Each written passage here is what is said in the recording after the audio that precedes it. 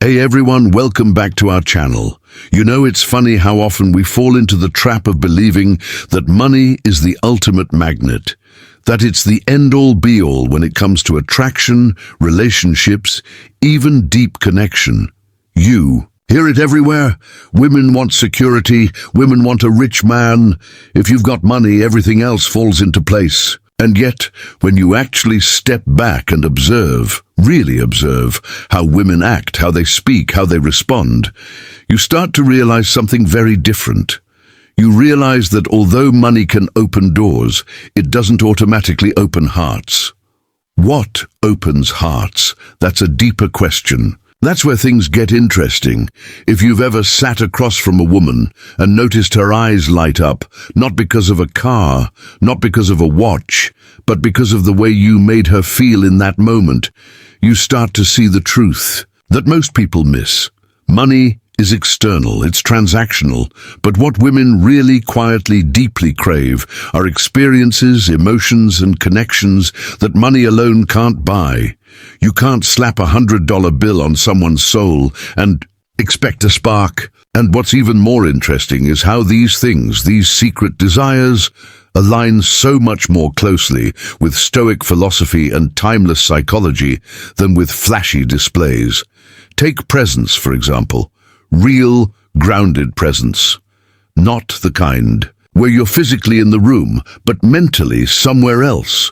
I'm talking about the type of calm attentiveness where she feels, without a doubt, that you're entirely with her. Your phone is down. Your eyes aren't darting around the room. You're not thinking about your to-do list or your emails or what time the game starts. You're just there, centered, focused. It's such a rare experience these days that when a woman feels it, it's intoxicating. It's magnetic in a way that no material possession can replicate. And here's the Stoic twist. Marcus Aurelius often wrote about returning to the present moment as a practice of self-mastery. When you master your attention, you naturally offer something to others that is priceless. Your undivided focus. A man who has trained himself to be present becomes, in a very real sense, irreplaceable. Then there's emotional leadership. Now, I know that phrase can sound a little abstract, but bear with me.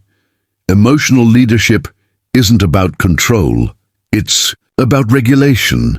It's about being that steady center when emotions swirl. If you've ever noticed how women lean into men who don't get easily rattled, who can stay calm and composed when things get tense, who don't lash out or withdraw under pressure, that's emotional leadership in action. It's the ability to regulate yourself so well that others feel safe in your presence. This is a concept that Stoicism embodies deeply. The idea that external events don't control you, but rather you control how you respond to them. When a woman sees a man embody this, when she feels that she can be vulnerable, expressive, even a little chaotic around you without it unbalancing you, that's far more valuable to her subconscious mind than any dollar figure. It communicates strength without aggression, power without volatility. And psychology backs it up. Women are wired to respond to signals of safety and reliability. When you can maintain your internal calm, regardless of circumstances, you communicate exactly. And then, perhaps most mysteriously of all, there's the feeling of being understood. I don't mean in a surface level, I know what your favorite color is, kind of way. I'm talking about deep understanding, the sense that you see not just the image she projects to the world, but the nuances beneath it. Her fears, her dreams, the way she thinks, the reasons she acts the way she does. When a woman feels seen like that, she feels profoundly valued. Most people skim the surface in conversations. They listen just enough to reply, but not enough to understand. But when you have the patience, curiosity, and empathy to really understand a woman's world, not to fix it, not to analyze it to death, but just to witness it with kindness, you offer something almost no one else does. And again, here's where Stoicism intersects beautifully. Epictetus taught that we have 2 ears and 1 mouth so that we might listen twice as much as we speak. Deep listening is a form of power that doesn't need to boast. It earns trust. It creates intimacy that money simply can't fabricate. Now, you might be wondering, okay, but where does all of this fit into attraction? Does it really outweigh financial security? The answer is layered. Of course, practical security matters. We all live in the real world. Bills need to be paid. Life demands resources. But once basic needs are met, it's not the money itself that pulls a woman closer. It's how you make her feel in your presence. Does she feel safe? Does she feel seen? Does she feel steady? These aren't things you can swipe a credit card for. They're cultivated through who you are. And interestingly, the men who cultivate these qualities often find that financial success follows naturally. Because when you're present, calm and understanding, you make better decisions.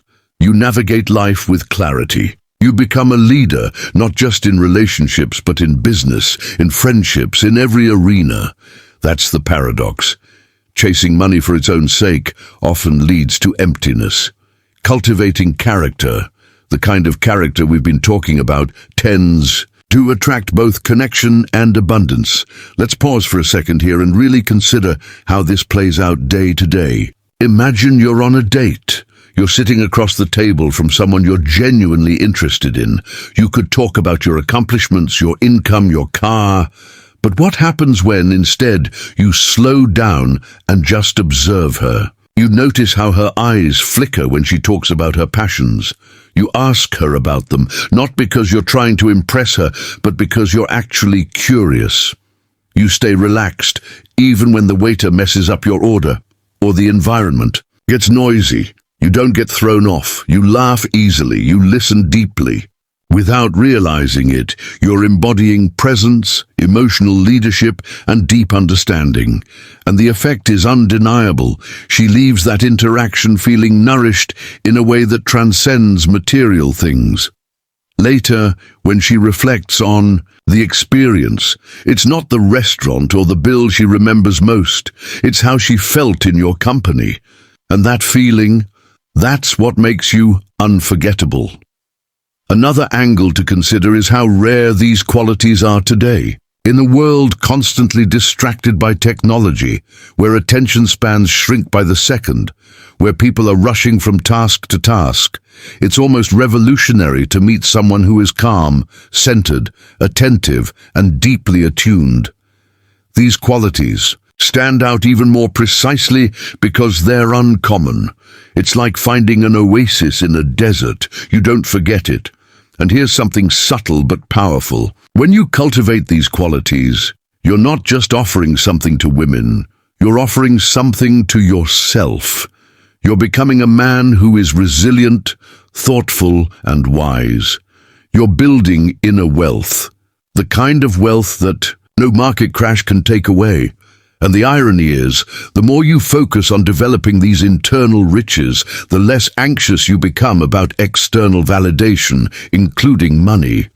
You stop needing to flaunt anything because you realize you already embody everything. Women pick up on this. They have an incredible radar for authenticity. When you're genuinely centered, when your calm is real and not forced, when your understanding comes from sincere curiosity and not from tactics, women respond at a core level. Attraction built on this foundation isn't fleeting. It lasts. Because it's not based on shifting circumstances or superficial displays.